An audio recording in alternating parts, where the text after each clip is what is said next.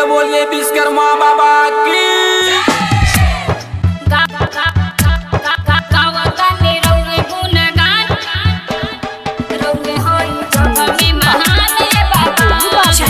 recording studio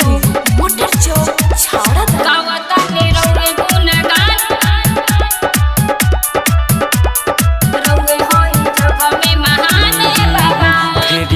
चढ़े विश्वकर्मा बाबा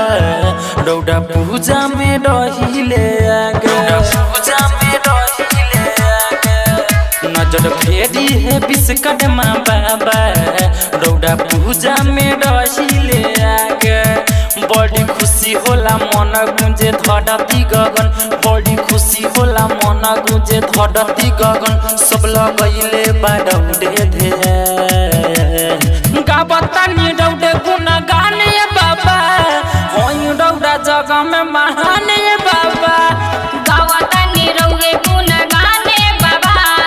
रौदे होई जगह में महान बाबा गावतानी रौदे गुण गाने रौदे होई जगह में महान बाबा रौदे होई जगह में महान बाबा जाई के सोना के लंका बनमनी देव तोला इंगासन बनमनी जब हम दुआरे बोलवनी काहे बाबा दर्शन ला तरसवनी जाई के सोना के लंका बनमनी देव तोला इंगासन बनमनी जब हम दुआरे बोलवनी काहे बाबा दर्शन ला तरसवनी रौआ जल्दी से आई बाबा देर ना लगाई रौआ जल्दी से आई बाबा देर ना लगाई पूजा में भइले सभे मगन गावतानी रौदे गुण गाने बाबा रौदे हई जगह में महान बाबा गावतानी रौदे गुण गाने बाबा रौदे हई जगह में महान बाबा गावतानी रौदे गुण गाने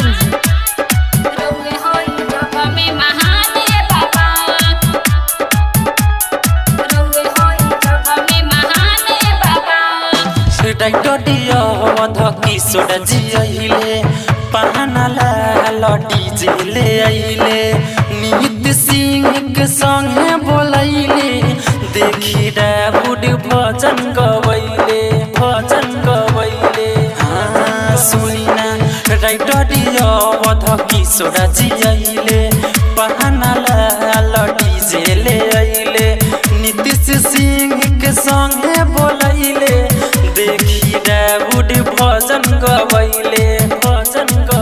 रौदा जल्दी से आई अब देर ना लगाई रौदा जल्दी से आई अब देर ना लगाई झुमता रे देखी धरती गगन गावतानी रौदे गुण गाने बाबा रौदे हई जगह में महान बाबा गावतानी रौदे गुण गाने बाबा रौदे हई जगह में महान बाबा